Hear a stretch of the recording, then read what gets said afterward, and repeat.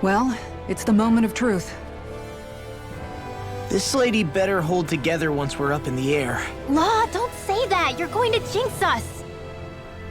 Speaking of which, Alphen, this bucket of bolts got a name? A name? You know, I'm not sure she ever had one. I never really thought about it. Well, after all the trouble we went through to find her, we should give her one, right? I was thinking something like... Falneitz. Huh? It means owl in the ancient tongue. Literally, the one drawn to the skies.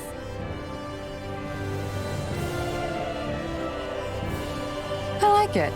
Sounds perfect for our little escapade. Not sure I'm completely convinced, but... well, it's as good a name as any. From now on, she'll be known as the Falneitz. Okay, people. We have two goals. First, we need to get to Lenegis and make the Renans finally leave Dana alone. And then, we need to figure out the truth behind Shion's thorns and find a way to save her. Sound good? All right, then let's go.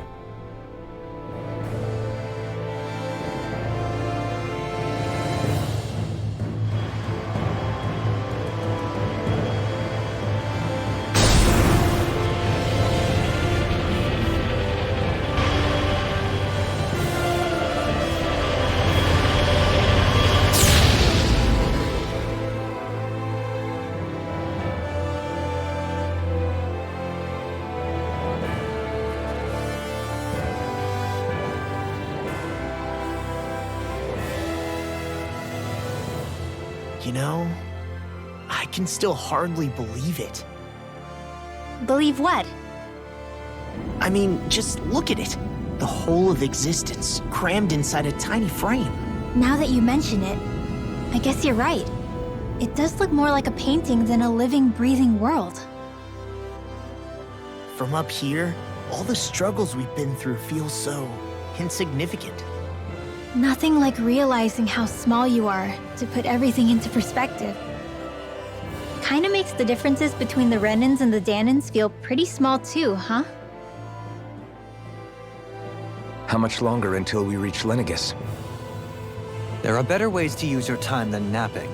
We should take a moment to familiarize ourselves with the facilities on board before arrival. Good idea. The Starship may end up serving as our base of operations once we're down there. Think you'll be all right with the controls?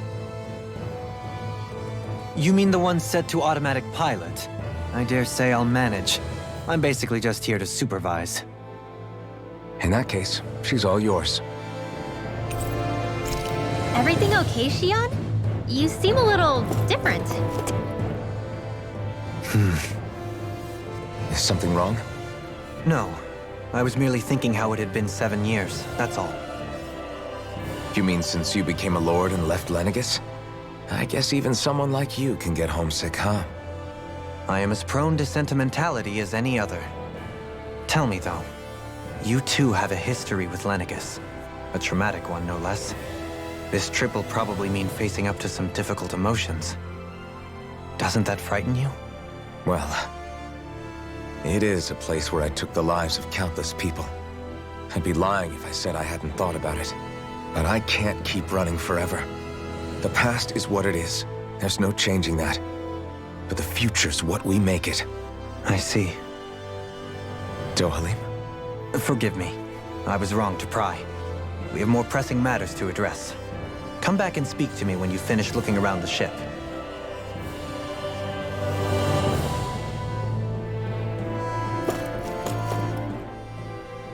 We'll be going to Lenegis soon. This must feel like a homecoming of sorts to you, huh? What was life on Lenegis like back then? You know, before you came to Dana. Let's just say, I don't have many happy memories.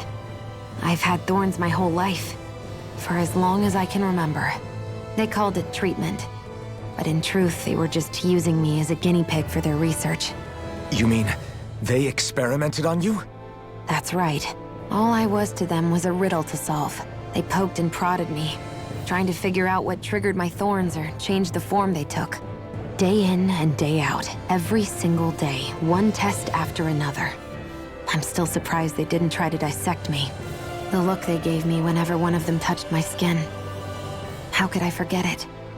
Reeling from the pain, like I was a monster or something. Some existence, huh? A blight on any I touched, helplessly complicit in their pain. I thought things couldn't get any worse, but then they did. I started to have nightmares, visions of the coming apocalypse. Is it any wonder I lacked a cheery disposition? Unable to so much as touch another soul. Loneliness was my best friend. Sure, I survived, but with the knowledge that one day I'd be swallowed up by oblivion. And that's when it hit me. If I was going to die, then it should mean something.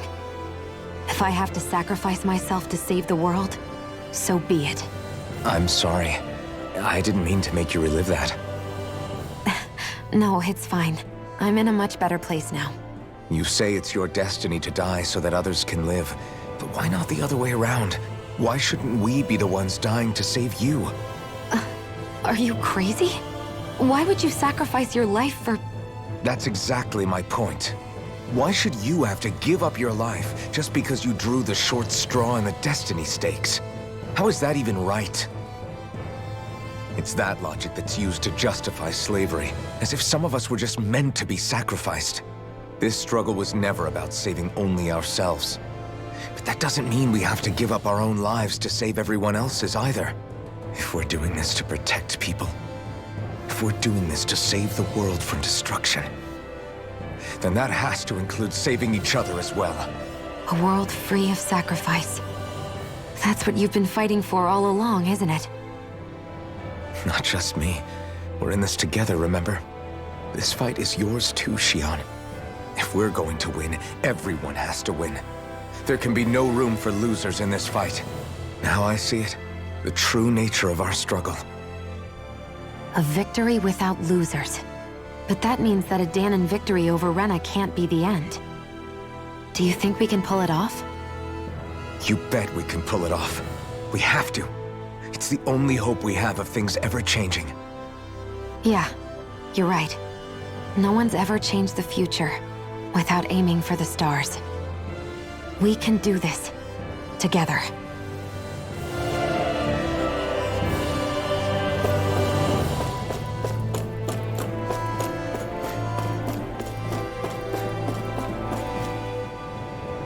Hey, Alphen, listen to this! So Law and I were just talking and... Hey, shut up! What's got Law all flustered?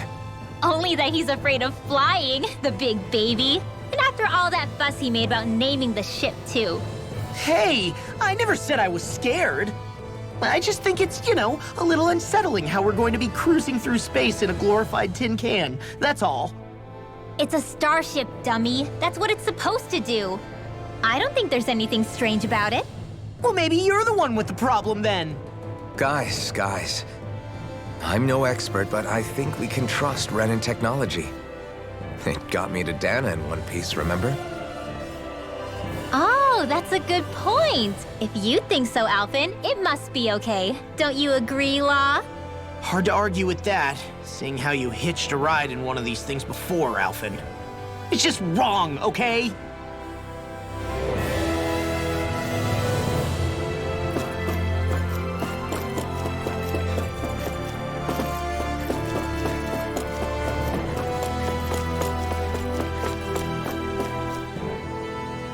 You okay? Feeling airsick? Actually, now that you mention it, not at all. These starships are a remarkably smooth ride, all things considered. Nothing like being at sea, thank goodness. Glad to hear it. That device there caught your eye, huh? I was just wondering what it is. It looks big enough to fit a person inside of it. It's a healing pod. It fixes injuries and illnesses. Oh, you don't say. That should definitely come in handy if any of us get injured while we're down there. Alphen? Was it something I said? No, I was just thinking back to when I escaped Lennigus, that's all. What with the ceremony and losing control, I was a total mess. Naori laid me inside here. So, you're saying you got in this thing straight after escaping? But that mean... you were inside for 300 years? Yes, it sounds crazy, I know. But don't even ask me why I stayed asleep all that time. That's definitely quite some lie-in, all right. But still, whether you meant to or not, I sure am glad that it's this century that you finally woke up in. What do you mean? With the amount of fighting we've done, we would have never made it this far without you. And not only that, but... Alphen, can you recall back to what it is that I said to you? Back when we left Menancia? About the dream of coexistence, and needing to learn what it entailed? Of course. That's why you came with us, right? To learn what you couldn't at home. Even in that time, I was well aware that what I was living was a lie. But at the same time, I also felt really compelled to fulfill my brother's wishes. I'll always remember him fondly. But the coexistence we're fighting for isn't for him. It's for people now, and those still to come. The world's bigger than just Menancia. My dream is for all Danans, wherever they might be, to be free. If I've learned anything on this journey, it's that. And the one who brought me along was you, Alphen. I'll forever be grateful to you. Well, we're not out of this forest just yet. You should probably save your thanks.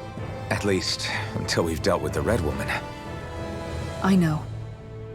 But whatever we find when we get down there, I'm through looking the other way. Kisara. Probably getting a little ahead of myself, huh?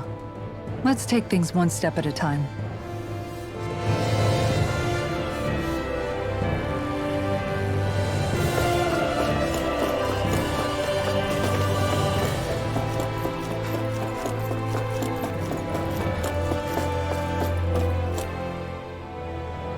Is everyone about ready? We'll soon be making preparations to land. Before we do that, just what exactly should we expect when we get down there? Kisara has a point. Now that I think of it, I don't know the first thing about Lenegis. I'd like to hear more too. It's been centuries since I was last there, and they didn't exactly give me the grand tour. Very well. First and foremost, Lenegis was the base of operations in charge of the crown contest on Dana.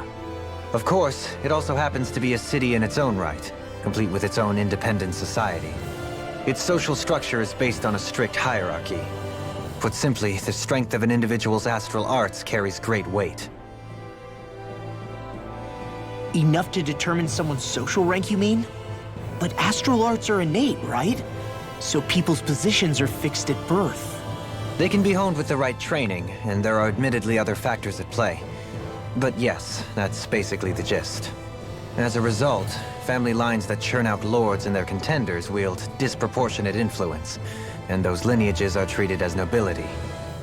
Those capable of only weak astral arts are effectively an underclass, denied the right to descend to Dana even if they wanted to. Still, even the lowest rung on the Renin ladder is considered superior to being a Danan. Keep that in mind down there. Thanks for the warning. As a lord, Dohalim must have been pretty high up in the pecking order, right? What about you, Shion? Come on, you've seen her skill with astral arts. You really need to ask? Fair point. On arts alone, you're right. I'd have been sitting pretty. But you're forgetting my thorns. They weren't exactly an invitation to high society. Sorry. No, it's fine. It's refreshing to be around someone who says what they're thinking. Life's less complicated that way. Jeez, give backhanded compliments much? Wait a second. Are you? He is! Lost blushing! I am not! Of course, separating people into castes based on something arbitrary like arts is discrimination at its worst. As if such simplistic criteria could ever be a measure of someone's worth. So this Red Woman, are we expecting to find her on Lenegis? I would wager so. Lenegis is too deeply involved in all this to discard the possibility. Chances are she's also connected to the Renis Alma being stolen from us in Pelegion. If the Renis Alma is being used to exploit Dana, we need to take it back at all costs.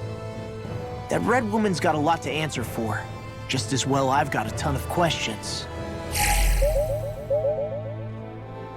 We're about to land. The descent could be a little bumpy, so brace yourselves. If there are clues about your thorns out there, Shion, we'll find them.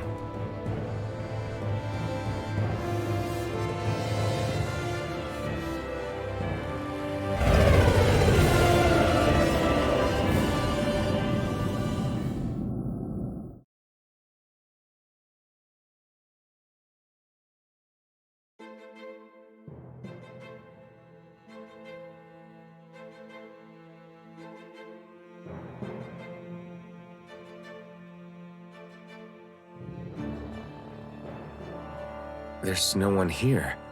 I wasn't expecting a welcome mat, but still. Lenegis' infrastructure is largely automated. Besides, people won't be expecting incoming traffic while the crown contest is still underway. Do you think anyone realizes that we're here? We may not have received a royal welcome, but I doubt our entrance went unnoticed. Don't let your guard down.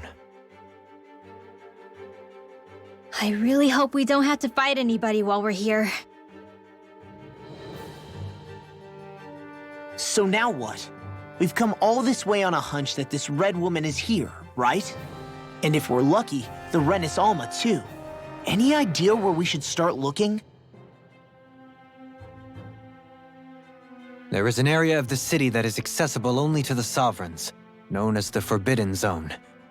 That seems as good a place as any for us to start. Forbidden? What are they hiding? I don't know, hence my desire to find out. Fortunately, we just so happen to have a Sovereign in our midst.